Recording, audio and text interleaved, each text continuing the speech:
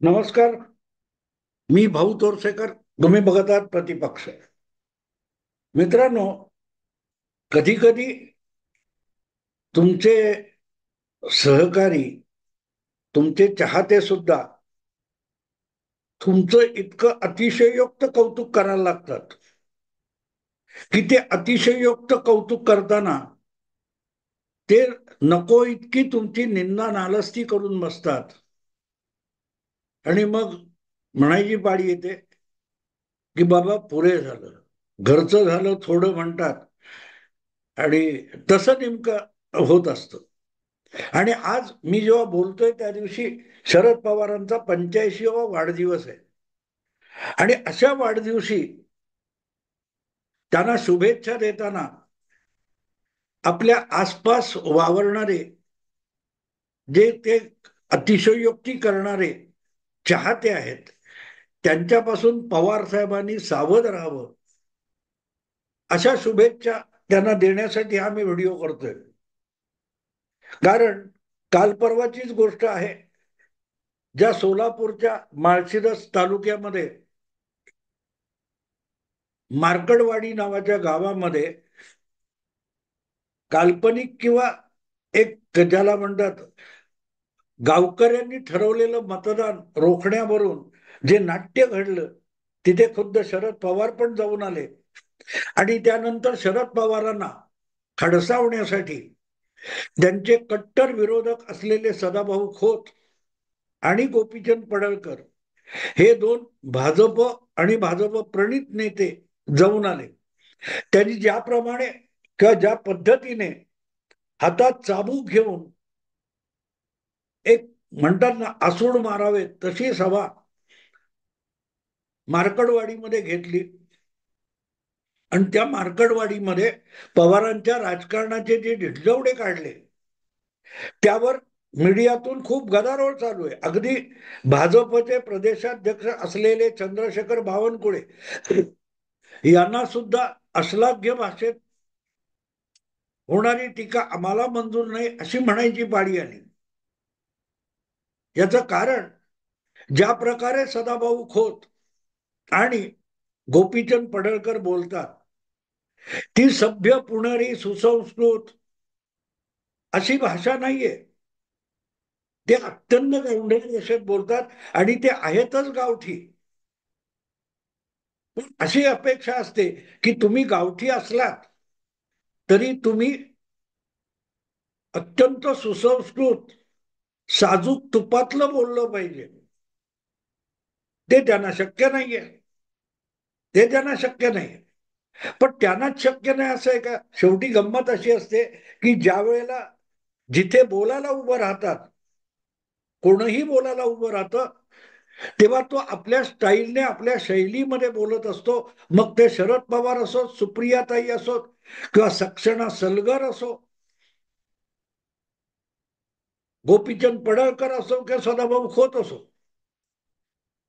मग मीडियावाले ते दाखवणार आणि मग म्हणणार की जीभ घसरली. जीभ घसरली म्हणण्यापेक्षा आपण कुठच्या गटाराला दाखवतोय याचं भान आपण ठेवलं पाहिजे ना. नंतर जीभ घसरली म्हणण्यापेक्षा आपला दर्जा इतका घसरलाय की आपण बेताल बोलणाऱ्यांना नित्य नेमाने दाखवायला लागलो. त्याचा हा दुष्परिणाम आहे. हे कोणी ओळखायचं? राज ठाकरे बरोबर बोलले होते, तुम्ही दाखवायचं बंद करा, ते बोलायचं बंद करतील. पण आम्हाला तर दाखवायचंय. मीडियाला ही असली घाण दाखवायची असते. आणि म्हणून मग गोपीचंद पडळकर असोत, त्याच्यावर चर्चा लगेच होते की काय 100 शकुनी मेले वगैरे वगैरे जे काय असेल ते. ते आक्षेपार्ह म्हणायचं असेल तर तितकंच अगत्याने सांगितलं पाहिजे. अशी वेळ शरद पवारांच्या वाट्याला आली, कारण तेच शरद पवार 5 वर्षापूर्वी सक्षणा सलगरचं अशा स्टाईलचं भाषण स्टेजवर बसून, मंचावर बसून आरामात ऐकत होते.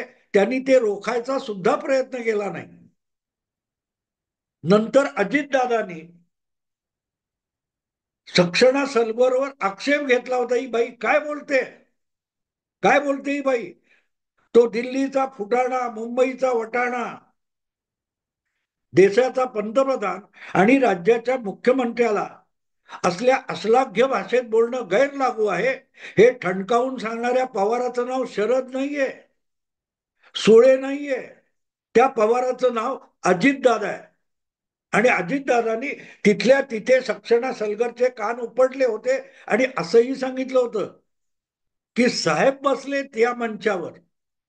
म्हणजे असा काका आपला आहे याची लाज अजितदादांना वाटली होती, पण असा बाप आपला आहे याची लाज सुप्रियाताईंना वाटली नव्हती.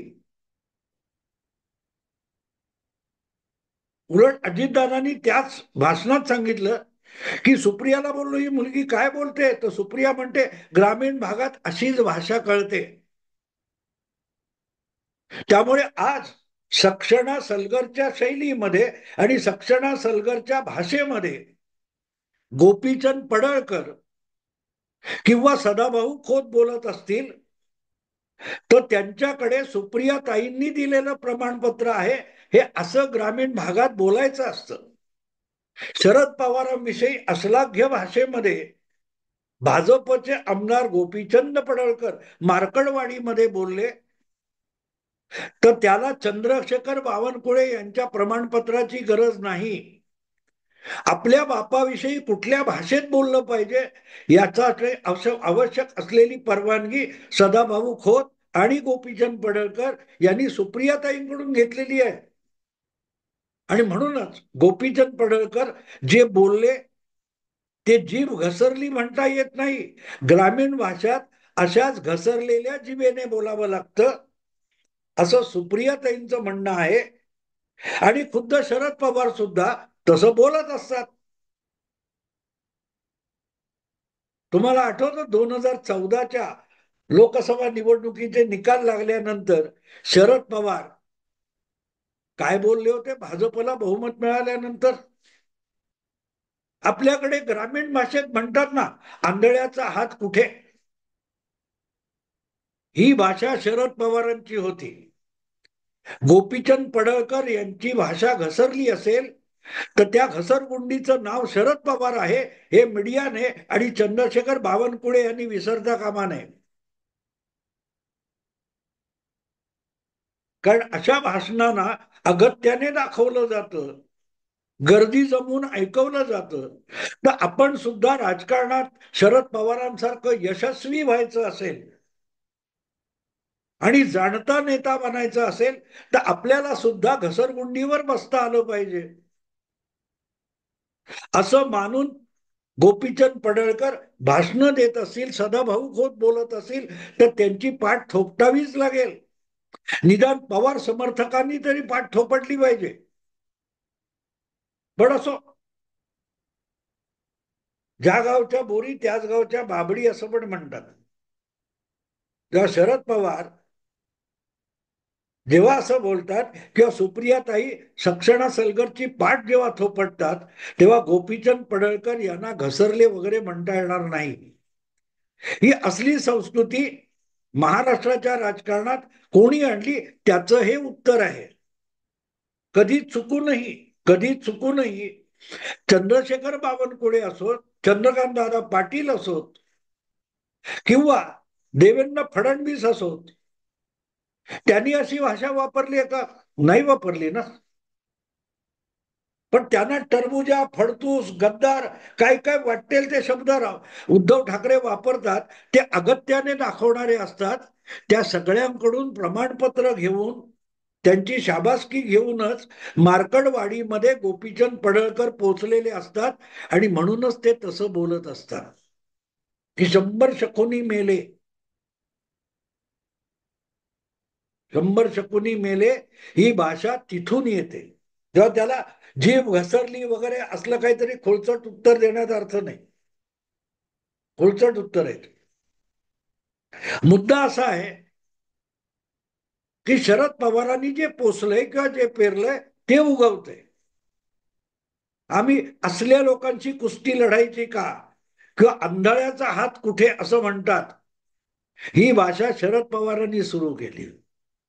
ही भाषा शरद पवारांनी सुरू केली आणि तिथून गोपीचंद पडळकर पुढल्या इयत्तेत गेलेले.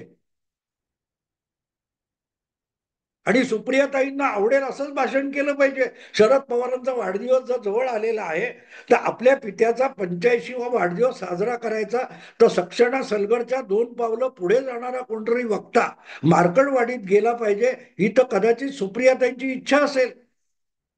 आणि ती इच्छा जर मार्कडवाडीमध्ये जाऊन सदाभाऊ खोत आणि गोपीचंद पडळकर पूर्ण करत असतील, तर चंद्रशेखर बावनकुळे यांनी माफीचा सूर लावण्याची गरज काय? गरज काय? दारू पिणारे असतात म्हणून दारू विकणारे असतात. पिणारे संपले, दारू विकणारे असणार नाहीत. तर तुम्हाला आणि मीडियाला आवडत्या भाषेतच गोपीचंद पडळकर बोलले. कारण मीडियाला असलीच सनसनाटी माजवणारी, घसरणारी भाषा खूप आवडते. नाहीतर रोज सकाळी उठून संजय राऊतांच्या संडासाचं भोग शोधायला कोण जाईल? असो, मुद्दा इतकाच आहे की हे सगळं झाल्यानंतर शरद पवारांच्या गोटातून प्रतिक्रिया आली. ती प्रतिक्रिया पडळकर किंवा सदाभाऊ खोत यांना अपमानित करणारी, त्यांची विटंबना करणारी असेल तर अजिबात हरकत नव्हती. कारण तो तर पवारांचा खासियत आहे की आपलीही काही माणसं समोरच्यावर सोडवायची. आणि अशी सोडताना उत्तम जानकर, जे माळशिरस मधून निवडून आलेले शरद पवारांचे आमदार आहेत, त्यांनी पडळकरांपेक्षाही शरद पवारांची विटंबना करून टाकली. आता जानकरांच्या भाषेसाठी कुठची घसरगुंडी वापरली हे मीडियाने शोधलंय का? मला नाही वाटत. ना खुद्द शरद पवारांनी शोधलंय. पडळकरांना उत्तर देताना आणि पडळकरांना किरकोळ नगण्य ठरवताना उत्तम जानकर यांनी वापरलेली भाषा आणि शब्द काय आहेत? की पडळकर आणि सदाभाऊ सारखे 4-5 उंदीर पवार साहेब सकाळी नाश्त्याला खातात. मला खरंच मित्रांनो गंमत वाटली की उत्तम जानकर यांना पडळकरांचा अपमान करायचा होता की शरद पवारांना अपमानित करायचं होतं. कारण शरद पवार उंदीर खातात हे त्यांचे निकटवर्तीय सांगू शकतील. आम्हाला ते माहिती नव्हतं. हीच खरी सनसनाटी बातमी आहे. आणि ती पवारांच्या अत्यंत विश्वसनीय गोटातून पुढे आली असेल तर त्याला ब्रेकिंग न्यूज म्हणून दाखवायला पाहिजे होतं. शरद पवार सध्या 85व्या वर्षी कुठला आहार घेतात, विविध व्याधीतून बाहेर पडण्यासाठी शरद पवारांनी नेमका कुठला औषधोपचार घेतला, कुठली पथ्य सांभाळली, याचं वर्णन हे उत्तम जानकर करतायत का? व आपल्याला जो काय कर्करोग आणि अत्यंत व्याधी झालेले आहेत, ज्यामुळे तोंडाचं वारंवार ऑपरेशन करायला लागलं, त्यावरचा सगळ्यात जाणीव उपाय काय? तर उंदीर नाश्त्याला खाणं.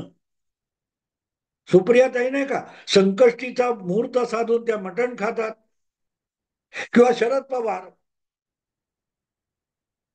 दगडूशेठ हलवाईच्या गणपतीला जाण्याचा मुहूर्त शोधून आधी सकाळी सकाळी मटण खाऊन घेतात.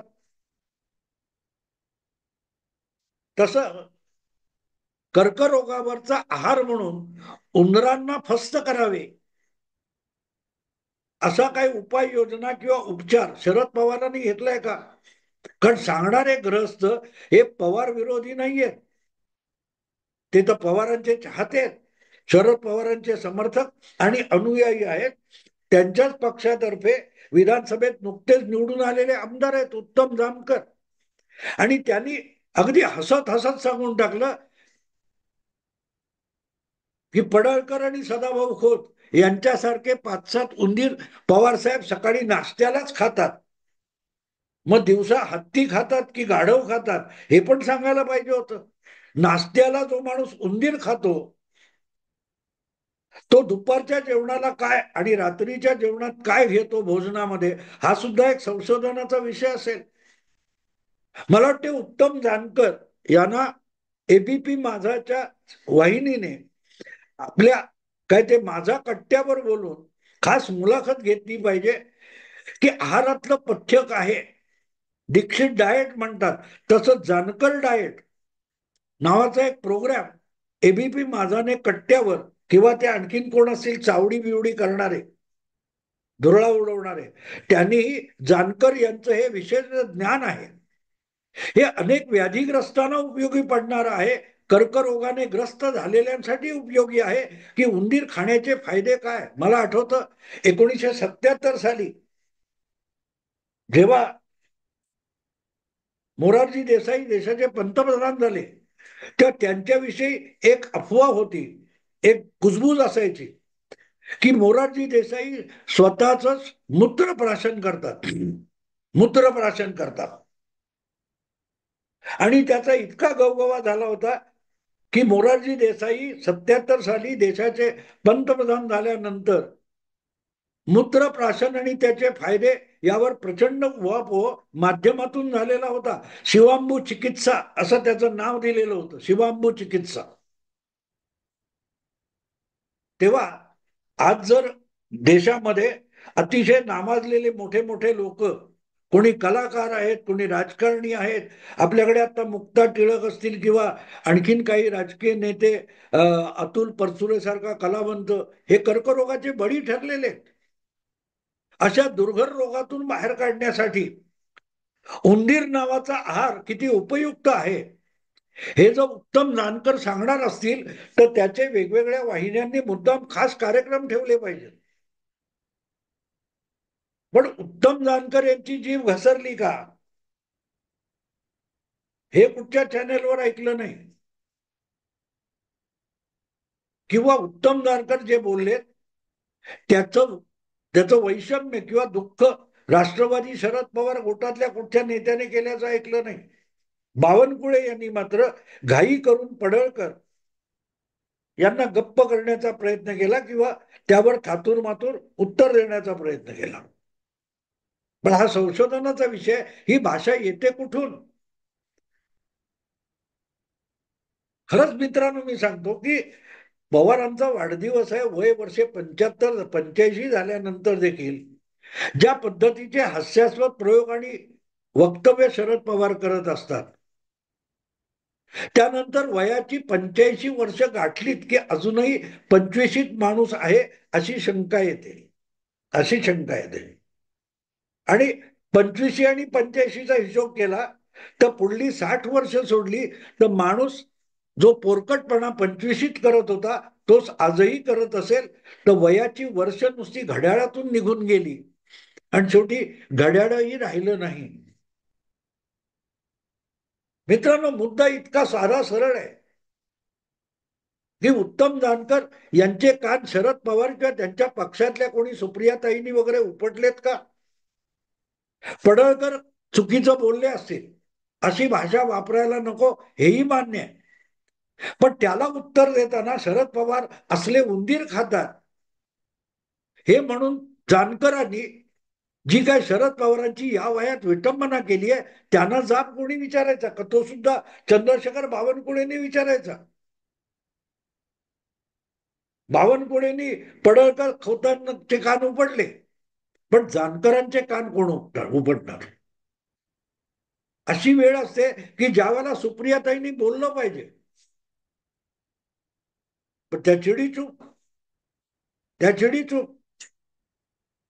आणि म्हणून मला असं वाटतं की ज्या प्रकारचं वक्तव्य उत्तम जानकर यांनी केलं ते ऐकून, कदाचित ऐकलं असेल शरद पवारांनी आणि ऐकलं असेल तर शरद पवार मनातल्या मनात म्हणत असतील तो पडळकर परवडला पण हा उत्तम नको.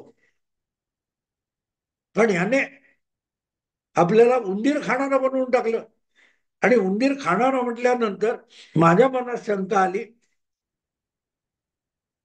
की शरद पवार हे काय बिहारमधून वगैरे निवडणूक लढवणार आहेत का. कारण तुम्हाला माहिती आहे बिहारच्या एका माजी मुख्यमंत्र्याचं नाव जीतनराम मांझी आहे.